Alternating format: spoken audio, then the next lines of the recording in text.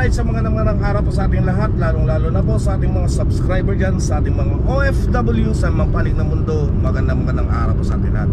So ngayon mga kalyabe, bawag tayo magtaka kung bakit nasasasakyan tayo. Dahil mayroon po tayong isang subscriber na tumawag sa atin at kailangan daw ayos yung kanyang sasakyan dahil ayaw nang tumakbo.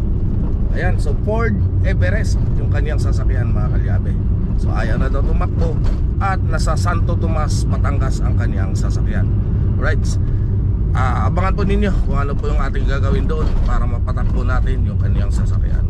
Right, tara and let's go. Alright mga kalyabe, so nandito na tayo ngayon sa Star Toll. Ayan, so tingnan nyo, pinapalaparan na ngayon pala yung kalsada dito. At sana all naka Tesla. O yun o, Tesla o. O ha? Tesla. Yan, Tesla yan, Tesla.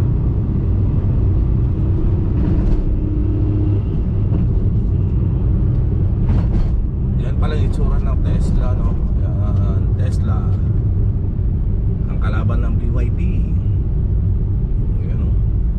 Ang angas din pala ng forma ng Tesla, no? Ano? Ganda. So ang ganda ng Tesla na yan.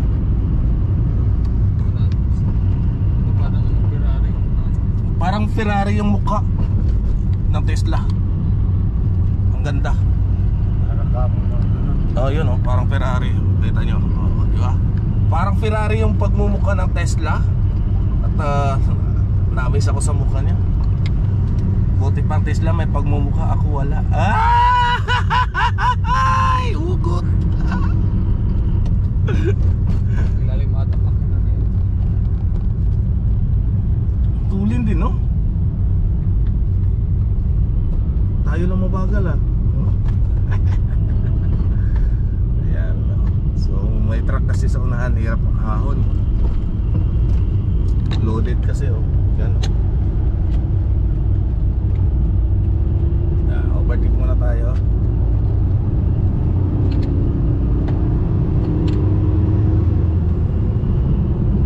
Right, ayan o.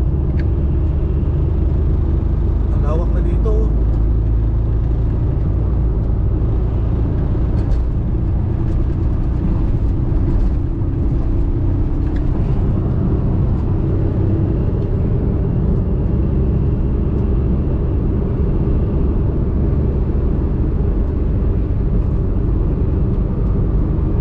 Alright, GoPro stop recording. GoPro, stop recording. Guys, mga kalyabe, ayan o. So malaki na pala yung nilawak ng expressway dito sa South. Ayan o. So tatlong guhit, tatlong linya yung nadagdag. So malaking kahalwan to. Kapag bumiyahin na kayo papuntang Batangas City, ha? Ayan, papuntang South, maluwag ng kalsada. Pag matapos na yan, sa ngayon tiis muna kayo, medyo may lubak-lubak kayong maramdaman sa expressway.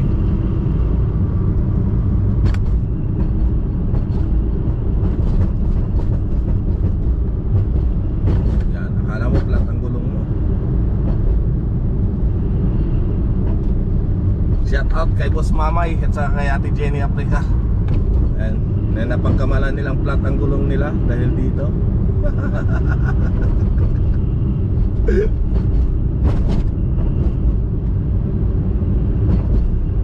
Ayan o.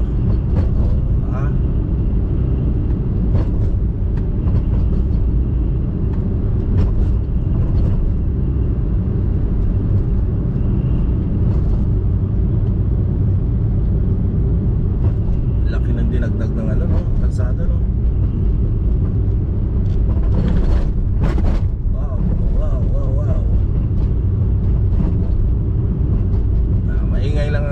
Natin sa likod mga kalyabe. Loaded kasi tayo ng kagamit sa likod.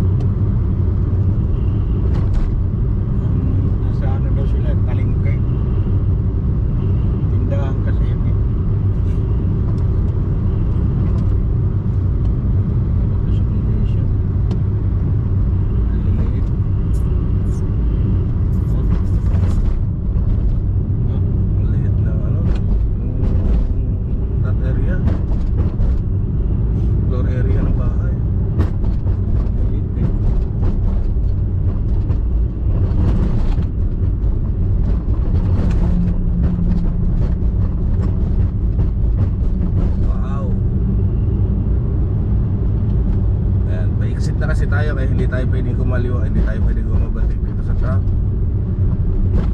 dahil just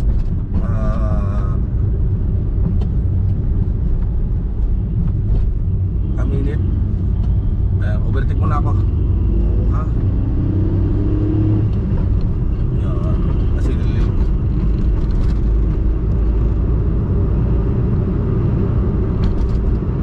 Ang lupit ng building na yan, no? Forma.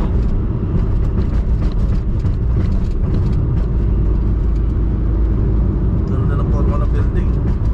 Solo lang pati.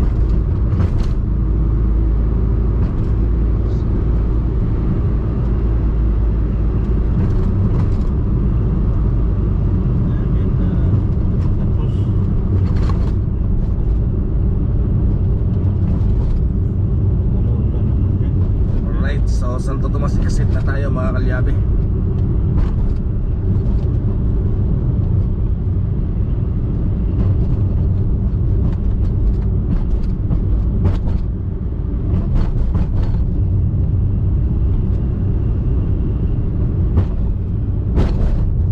Mag-i-exit na tayo dito sa Santo Tomas.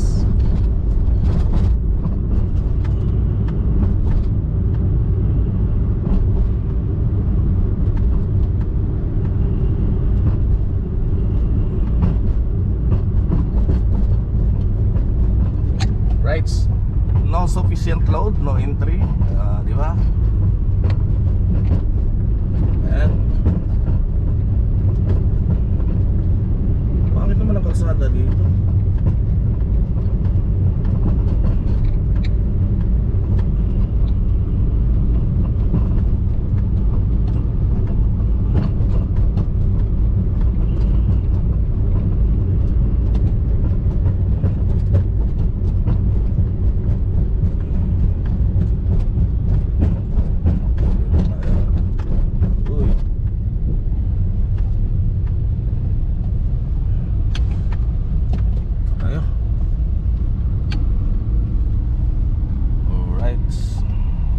Tayo sa Santo Tomas. Oh, 809 ha. Kitang kita yan ha, 809.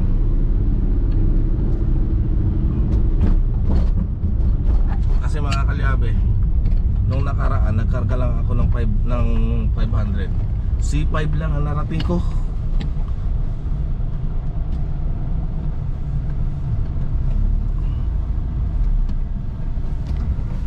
Ayan, papunta, kakanan tayo dito papuntang Santo Tomas, Batangas. Alright. Ayan, update ko na lang kayo mamaya. So nandito na tayo ngayon sa Imperial Subdivision dito sa may Santo Tomas, Batangas. Ayan, so at nandito shout out kay Boss Rapi Managa. Ayan. So sasakay tayo ng tricycle. Dahil kukunin natin yung kukunin natin yung ano, yung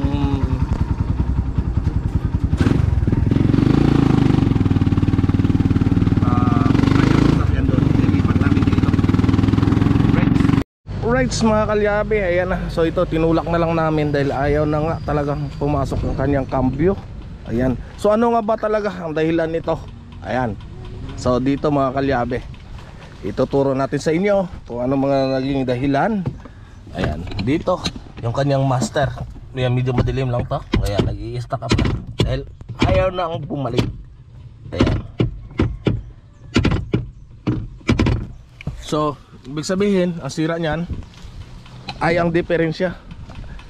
Boss no, yung sira niyang diferensya no? Sigurado yan. Sigurado na yan, diferensya na yan. Pabukas na boss.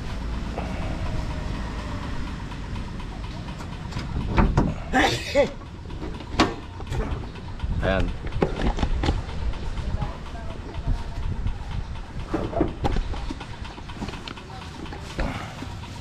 Right, so ito mga kalyabe, ang problema niyan, master. Ayan, yung master na to, babaklasin natin to at doon sa kanyang secondary. Ayan. Daming tagas na rin pala ng ano, ng valve cover no. Oo nga.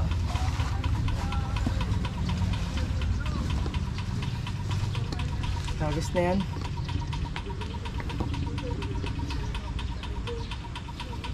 Lights. Ayan ang mga kalyabe.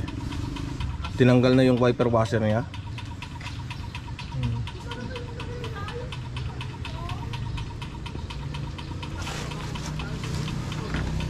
Ito ano ba to? Hindi ko maintindihan. Oil cuts. Bakit nilagyan nila ng oil cuts kan? Hindi ko alam kasi nandyan na yung pag ano eh. Hindi naman dapat. May turbo to, di ba? Ah, wala. Ha? Ah, meron. May turbo to eh. Oh, hindi ko alam bakit nilagyan yan. Dapat hindi. Kasi yung langis na yan, kaya pumupunta yan dito para ilulubricate niya yan doon sa ating turbo. Masisirain nito yung turbo natin. Dapat tinanggal na to. Tanggalin na yan. Okay lang pag tanggalin siya. Okay lang. Normal lang yun. Huwag kayo magtaka kung bakit namamasa dito. At saka pangit. Nagkukos ng tagas. Tagas. Kasi ito, hanggang dito lang po yan. Iwan ko bakit meron yun.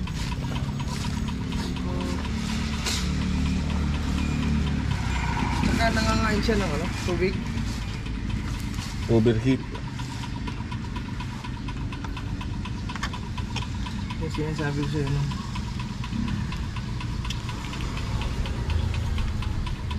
Overheating.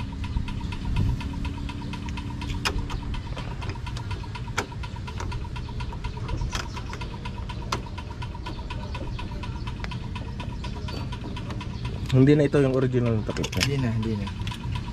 Hindi mo na masara yun. Yan, isa sa dahilan itong radiator cap. Pwede maging dahilan to ang radiator cap. So bago linis naman to. Bago palinis ko yun. Ang problema nito is overheat kasi nagbabawas na siya ng tubig. Ilang kilometro lang. Malapit lang, 'di ba? Bawas na siya. Paano pa kung nilong drive mo? Kaya nga. Napansin namin to, kami magsuswimming sana sa Taal. Oo. Dito pa lang kami sa amin tumaas na masyado ang kuwan. Temperature. Oo. Inuwi ko na, hindi ko na pinilit. At mahirap. So, na lang kami ng ano. ang problema niyan is tapos yung belt mo maluwag oh. Luwag na, palitan na siya. Yung aircon belt. Hindi na nagana aircon belt. Pinaayos ko yan, na problema ko. 2-3 araw lang, mamaya baka sa linya niya, bago naman ang ano dito. Pinaka Compressor. niya. Bago na to? Bago kambit ko yan. Hindi ko malaman, di ko matikong. Maluluwag ang belt mo, oh. Pati alternator oh.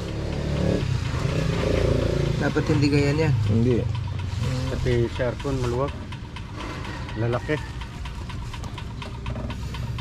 Hindi nga lalamig na muna yan. Ayan, so pag mamaya pag ayos natin ng clutch, saka natin testing para makita natin kung overheating ba talaga or hindi. Pati So, yung plate niya, yung sinasabi ko sa'yo, kasi nung hindi pa nag-ano ito, nung gumagana pa yan, hindi ko lang alam kung yun na yung post niya. Pag halimbawa, na-stock siya ng mga ilang linggo namin hindi nagamit, ayos naman siya pakbuhin. Ngayon sa kasagsagan ng ano, bigla na siyang babagal ng batak. sliding clutch, baba talaga to. Baba transmission to. Ang tanong, kung meron tayong mabilhan ng pyesa nito dito. Kung wala, Ang hirap sa amin dito ang pyesa eh. Ayan, yan ang problema dito mga kalyabe, ano? Kapag Sa pag-port. pag Ford ay Sa inyo, obligado sa tayo. marami. Marami doon. Mayroon tayong problema. Dadalhin So, sa season yan. kung hindi kami makabili, may wala dito, ay dadalhin ka talaga, obligado talaga, dadalhin talaga namin yung pyesa niyan, sample. Tapos doon na tayo bibili sa Cavite.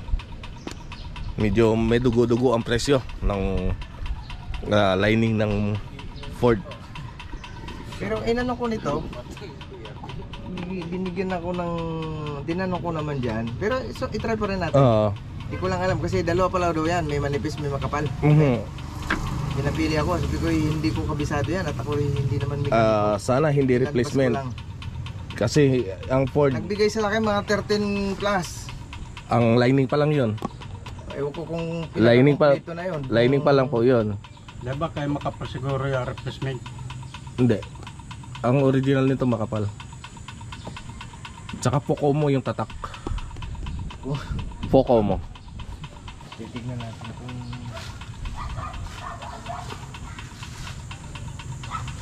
Ayan, so sisimulan muna natin. Ito lang kanyang master, dadali natin, papalitan na to ng master. Wala nang master yan. parang hindi ano yung kinabit yan. Papalit na tayo niyan. Tapos Sa ilalim ba yung pinalitan niya? baka ilalim. Nagpalit ako nito, pakailalim nga bumigay, dalawang beses pa eh. Ito ngayon, ito na. Ito Yan na din. Oh, yan na. Kasi hindi nagbabawas ng fluid yan, oh. Tingnan mo, hindi nagbawas ng fluid. Kung sa ilalim ang may problema, okay. dapat ubos ng fluid yan. Di dito, marado yan. Ano na yan? Sira na yung Repair kit na. repair kit niya. So, papalitan na natin yan ng buo kasi gastado na yan. Pag ganyan. Ilang years na rin yan.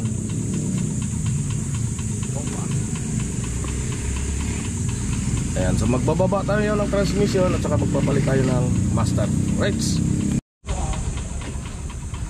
Alright, so mga kalyabe, so titingnan natin kung ano ang dahilan ng pag-overheat nya. Pa-start muna natin.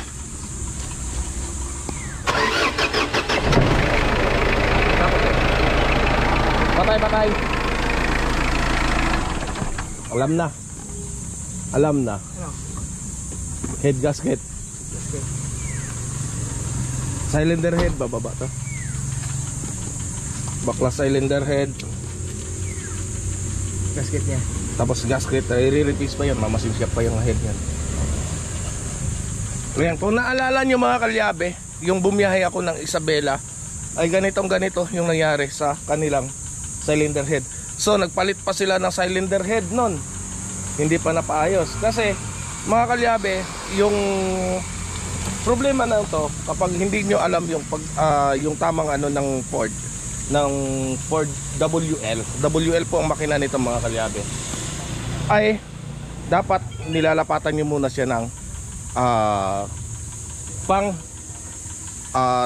tawag nito, pantingin ninyo kung paano nyo titingnan yung head ninyo, kung bingkong ba or hindi, or kung may salamin kayo na malapad, doon ninyo ipapatong at makikita po ninyo kung may bingkong o wala. Ayan, so ito po yon. Kung naalala nyo yung aking ginawa doon na ilang mekaniko na yung gumawa, eh hindi nila mapatino-tino Parang nakita kita noon doon sa Isabela ba yun? Opo, Isabela. Yung muntik ng i-junk shop yung kanilang sabi ni sir, akala niya i-junk shop Parang niya kulay na ano raw. yun? Ano ba kulay yun? Same kulay, parehong Ganito ganito rin? rin. Ayan. Muntik ng bagsak sa junk shop. Umayaw na. Oo. Naiahon namin pagkatapos sa gawa. Ahon ka agad, magat dam. Gaano katirik ang magat dam. Oo nga. Tapos Iba pa yung turmeric doon. Yung kulay ano? Pangasinan ba yun? May turmeric ang nirescue mo eh. Pagkahan mo. ano saan ba yun? Hindi ko na tandaan kung saan Kung yung... halimbawa ito, anong gagawin dyan? Panibagong piston yan? O hindi? Hindi. Kung titingnan natin kung may play yung piston ring papalitan. Pero kung wala naman, kahit head lang. Mas ano naman yun? Kasi ito mga kalyabe, nagdi-depend tayo sa budget ng may-ari. Hindi naman po. Tulad nga ng lagi kong sinasabi sa inyo mga kalyabe, hindi lahat ng may masasakyan ay may kaya sa buhay. Merong nagkaroon lang ng sasakyan dahil sa pangangailangan. So, kasi mahirap lalo na sa mga ganitong lugar, malayo yung pupuntahan. So, kapag marami kayo sa bahay at nag-commute kayo, butas ang bulsa niyo. Tama po ba?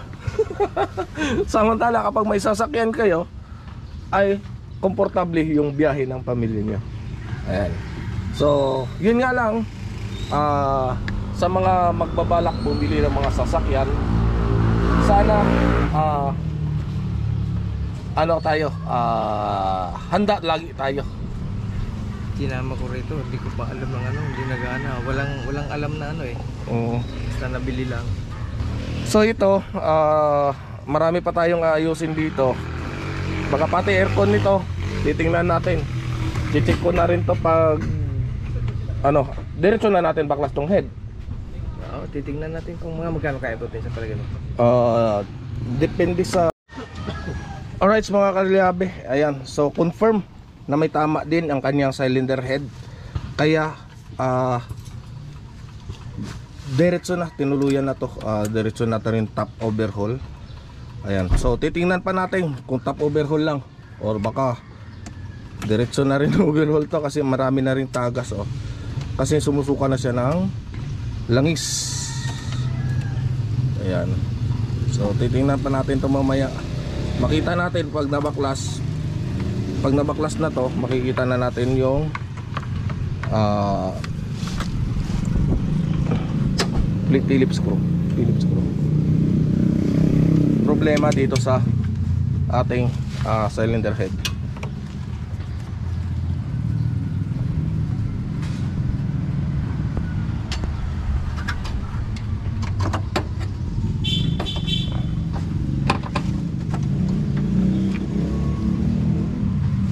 Ayan, babaklas na rin tayo. Unahin muna natin dito sa cylinder head mga kalyabe. Power window to. Ay, power window pala yan. Iangat mo muna. Pakabit mo muna battery rater.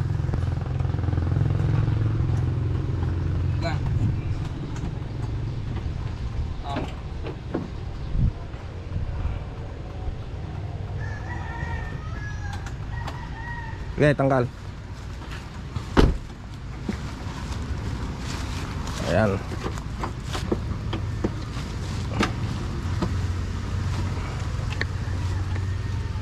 Doon sa likod tara.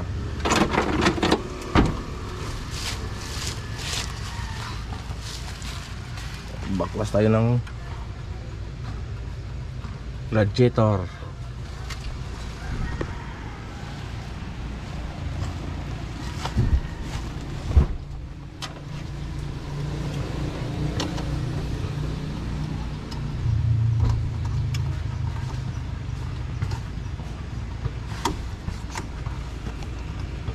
Right, upload ko kayo mamaya mga kalyabe. Naku po, 42. Hindi natin dala. Ayan mga kalyabe. At nabaklas na nga natin. Ayan. Akala ko nalaglag. Akala ko nalaglag na eh. Walang iya. Ayan, so baklas na yan. At magbabaklas na tayo ng itong valve cover para mabaklas na natin itong ating cylinder head.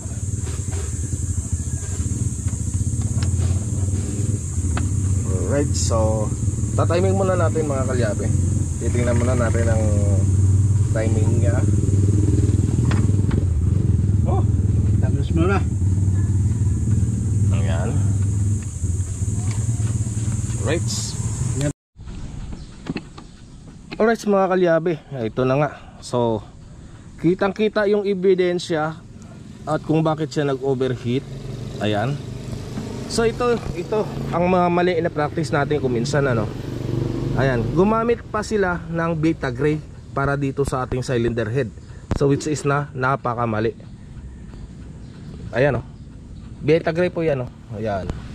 Kung napapansin niyo may mga beta gray oh. Ayan. So hindi po dapat mga kalyabe. Hindi po dapat gumamit ng beta gray. Dapat ang ginamit dito shellac gasket.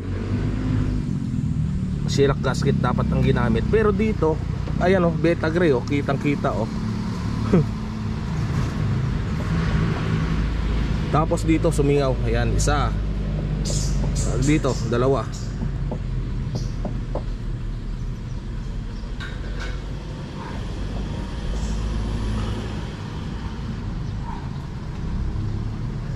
Ayan. So kitang-kita talaga. So dapat hindi na gumamit ng Betagre. Ayan. Note po sa mga kapwa natin mekaniko, no. Ito, hindi dapat dito gumagamit ng Betagre. Yan, no. May Betagre. Ayan, kitang-kita. Ayan ang singaw. Yan. Kita niyo yan? Yan. Singaw na yan diyan. Ayan, oh. Yan. Diyan po sumisingaw, kaya kung bakit sabi ni Busing ay nagbabawas ng tubig. So pag paandar natin kanina, agad-agad bumulwak yung radiator. So talagang dito sa ating cylinder head ang may problema. Ayan. So WL engine. So kitang-kita ang ebidensya. So dito, ako kasi mga kalyabe, hindi talaga ako gumagamit ng Betagre para dito sa ating cylinder head gasket.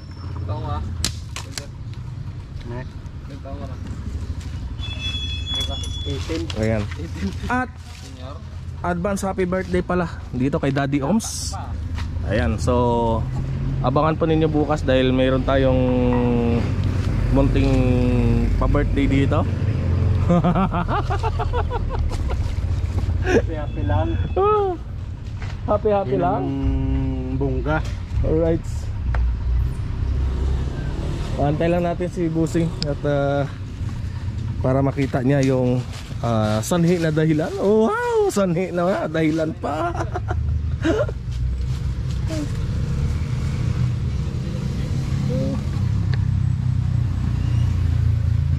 Ayan, oh, grabe, may mga Betagre.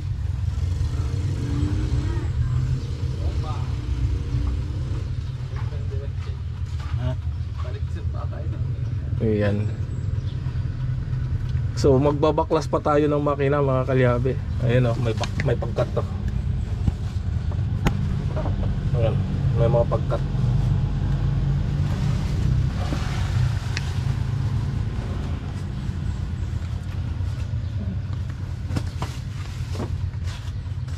Ay. Ayan, doble-doble yung problema. Right. So baklas din tayo ng clutch master. Ito mga kalyabe, ito po yung tinatawag natin na clutch master. Kung baga ito ay bihasang-bihasa na, kaya master na. Ayan, clutch master. Ito naman po yung ating brake master. Wala yan, hindi nag-break. Buti na lang dahil sa master na niya hindi naghiwalay.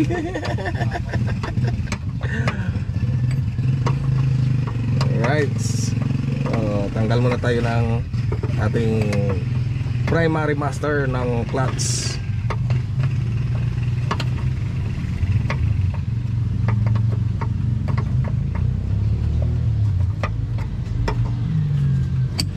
Ito naman ang ating brake booster.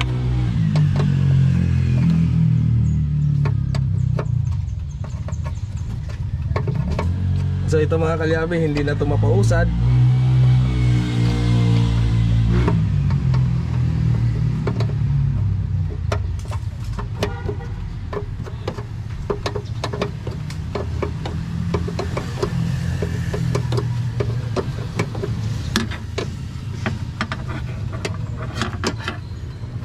Alright, so dito na sa loob magbabaklas. Tuturo ko lang sa inyo mga kalyabe yung pagbabaklasan ng ating brake master. Ganun lang pagbaklas nun, maluwag lang yan. Tsaka dito, ayan, Ter, kunin mo nga muna tubig dito, Ter. Lipat mo muna sa kabila. Tubig, kaya mag-adjust ko ng upuan. Ito, yung tubig sa likod ng upuan.